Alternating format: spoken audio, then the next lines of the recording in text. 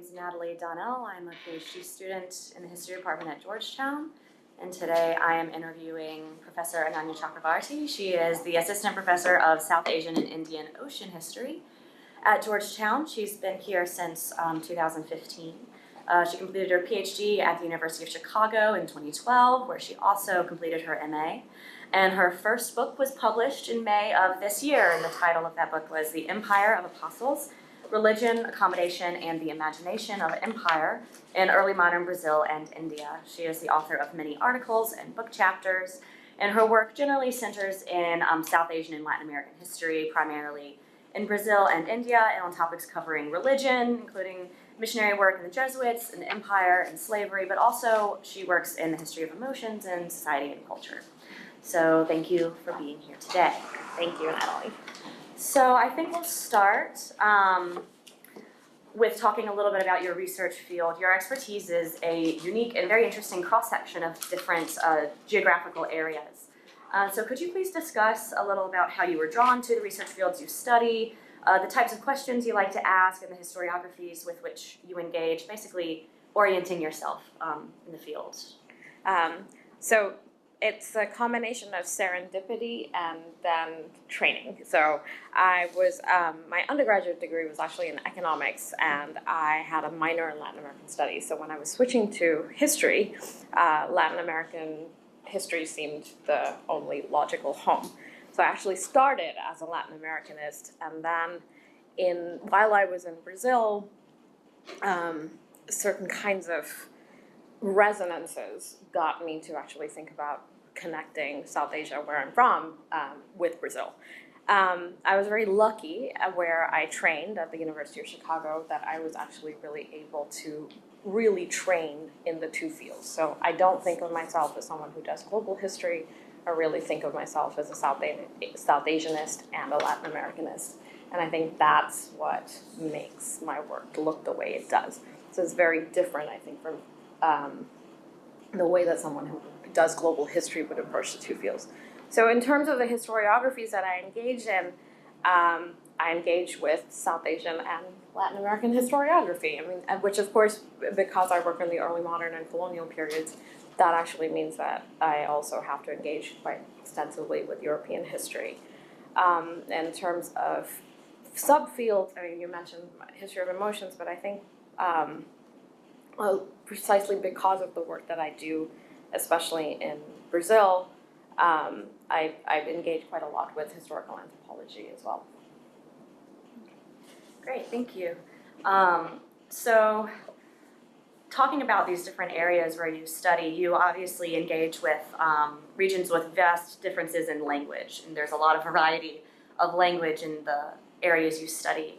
And we've been talking a little bit in this class about the importance of language and translation in historical research. So is there any advice you could give about how to overcome any language barriers that you see and working through limitations that might arise through working with more obscure and different types of languages? So my big regret in undergraduate is because I mostly just did math problem sets, is that I didn't actually learn as many languages as I wish I had. So most of my language skill I acquired in graduate school. So I really did invest in learning languages, and the kind of work that I do, it's not possible to do that without a fair number of languages. That being said, I think it's important. I mean, we're not philologists, we're historians, which means that our approach to language is, to some extent, it's much more functional, right? Now, some of the work that I do, especially in the article that you guys read, it looks a little bit philological, right? So if you do need expertise in being able to do the work that we do. But we're not textualists, right? So our interest in languages and how far it's going to get us to actually really think about social processes. So that takes a little bit of pressure off, I found, especially if you're sitting in a class with people who are going to be classicists or who are textual scholars of that ilk. So one thing is that don't be afraid to not be great at a language, right? My spoken skills in some of the languages I work in, like for example Marathi, when I started to acquire it, I made it very clear to my teacher in graduate school that I didn't really wish to gain expertise or mastery in speaking it. And what I really wanted was the ability to read Marathi off the period that I'm interested in, which means that actually I have more problems with modern novels than I do with 16th century poetry. All right, so you learn different variants of languages that you need, right? So I think it's also important to kind of think about what languages open up what kinds of research work that you can do. And one of the things that I would like to do at some point, for example, is to acquire Old 2P. And I have Portuguese, and which means that the work that I do with indigenous sources in Brazil is almost entirely through European archives. And I rely on the translation of other scholars. But it would be great, I think, down the line if I actually had 2P to be able to access indigenous sources in that part of my research. So that's sort of, I don't know how helpful that advice is, but No, it's great insight, especially as we're all obviously at the beginning of our right, learn hopeful languages. accumulation of This is the language. biggest advice I have. Like, sign up for language classes, take languages. Awesome, thanks. So you mentioned your use of the archives, and that actually leads me into a question more about the specific article that we read. And so you mentioned in your article the significant imbalance of archival sources from different religious traditions. Rather, it's not religious traditions. I'm arguing that within one tradition, it's actually to do with elite Brahminical production And non-Brahminical. versus non-Brahminical. Right, thank you. So my question is, how do you mitigate an imbalance in source material when it's so unequal, and how do you ensure that you avoid what you refer to in the piece as an incipient methodological bias when discussing and analyzing the material? Well, I think this is relevant to anybody who does work, particularly with non-Western archives, which is that our archives are incomplete and by definition they're biased. And this is true also even for European archives, but I think there the problem of the kinds of problems that, say, an Africanist faces are significantly different in scale as well as in depth, right?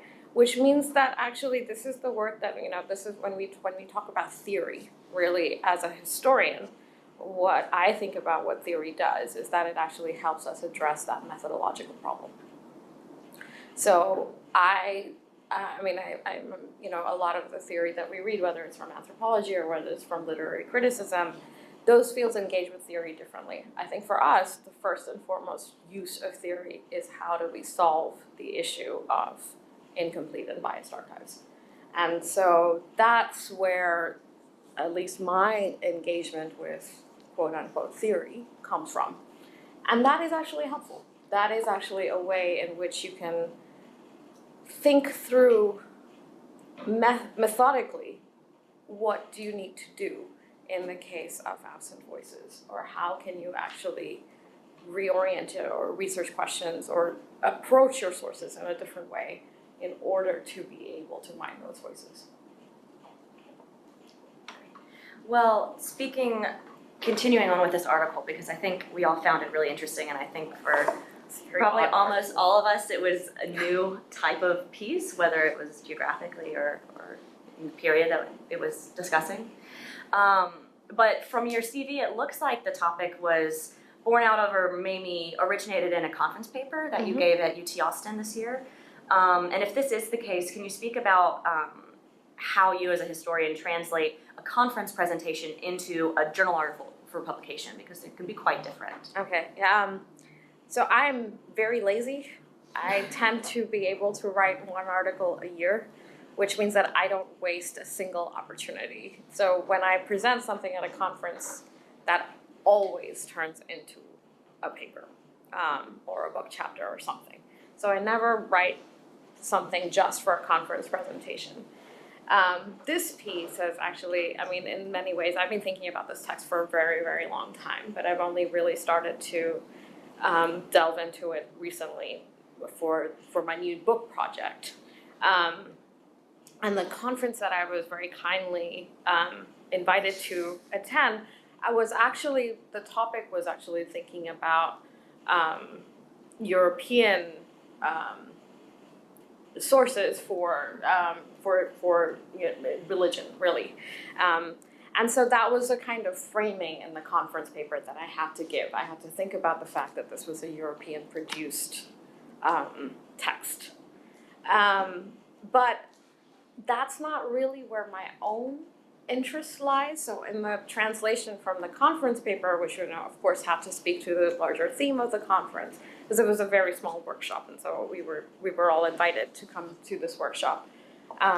And I got a lot out of the discussion, which ended up in this paper, but I wanted to reorient it to speak to my own idiosyncratic interests, which had much less to do with the European observer and much more to do with what we could actually mine the text for in terms of social history in Goa, in the place that I work in. But that created a set of serious methodological issues. One, the area that I work in is a deeply understudied place within the larger context of South Asian history. And I really, really wanted to highlight and bring scholarly attention to what I think is a really, really rich source text. And so I wanted the paper to do that, to make a case for why a text like this shouldn't just be a kind of footnote in European writing and vernacular languages, but should really be seen as a potentially extremely rich source text. I mean, the whole book is about this big. And so the amount of material in it is extraordinary. And so in a way, what I wanted to do was to write a kind of advertisement for future historians and scholars to consider this text in their own research, at least those people who can read Marathi. But in order to do that, I needed to show the theoretical and the larger methodological implications of a text like this. And so that's really where the paper came from. So the shift from the conference paper to the article is really about that process. Okay. Well, yeah, I was really interested in the methodological aspect of the article because it is unique in that you really take enough time to break down the historiographical context in a really extensive way to be able to utilize this kind of thesis out of Mexican history and translate it into India. So when you were thinking about it as a conference paper, was that there? Was this Mexican historiography part of it? And how did you bring that into it, what you already had, in a way that, deepened your argument in such an interesting way? In many ways, I think this essay is sort of my call to the field of South Asia to stop being so parochial. So I think South Asian history is, despite its kind of reputation within the larger field of history as being this very theoretically sophisticated field, in fact, I actually think that it's a very parochial, and as I show in this paper, somewhat backward field. And part of that issue is that it has been really, really unwilling, I think, to look beyond its own historiographical borders. And when it does so, it really is only engaging with European history. And I think that, and I'm not just saying this because I'm a Latin Americanist, but I actually really think that there are ways in which Latin American history has solved certain types of problems much earlier and much better than South Asia has. And because of my perspective as someone who's trained in the two fields, this paper is, I think, a great example of showing what happens when a South Asianist can engage really seriously with Latin American history. Now, that's why the historiographical excursus in this is not in any way sort of just,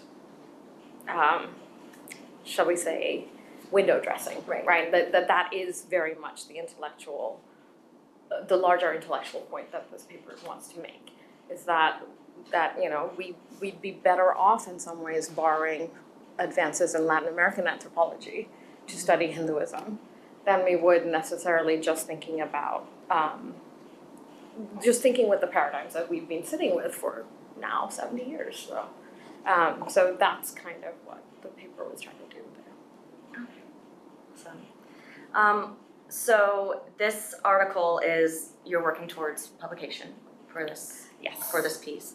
Currently under review. Okay, so that was what I was going to ask, where you are in that process, what that looks like, when you expect to be able to release it. So I've submitted to Comparative Studies in Society and History, in part because this journal has a long tradition of publishing the kind of anthropological work that I'm critiquing here. Right, so this was a journal in which, I mean, you can see it in one of the footnotes there, it's actually a place where a lot of the debates that I'm discussing in my paper were played out. And so it seemed like a fun setting to do that. And it's also one of the few journals that was very, very serious about the comparative aspect of the work. So it makes sense in that light to send something like this to them.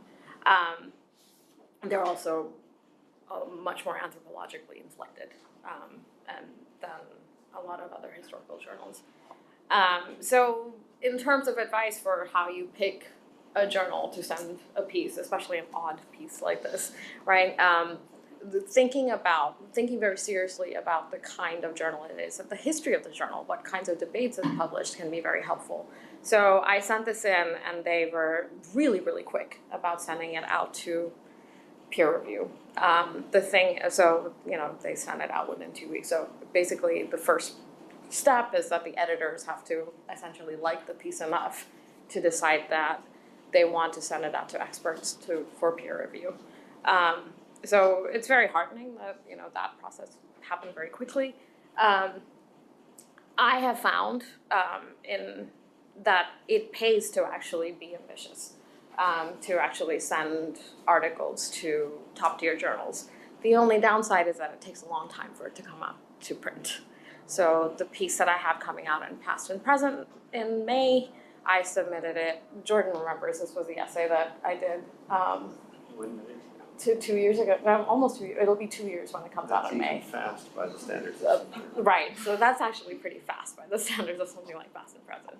So the more prestigious or better known the journal is, the publication times can be quite long. But I think it actually gets, especially a scholar like me who works across historiographies, those are the kinds of journals that will be read by people in a lot of different fields. And so it pays to actually, reach out to journals like that. Yeah. And you mentioned your next book project, and that this topic is related to and part of that. Would you be willing to speak a little bit about what you have planned? So the next book project is supposed to be a history of the Konkan, which is the west coast of India. So I'm going from sort of, doing Brazil and India over a huge amount of time to actually just doing a small coastline.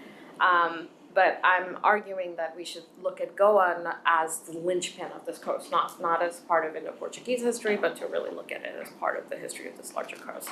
And South Asian historiography has been very bound by political borders in terms of its historical imagination. You tend to do history within the bounds of a certain type of polity.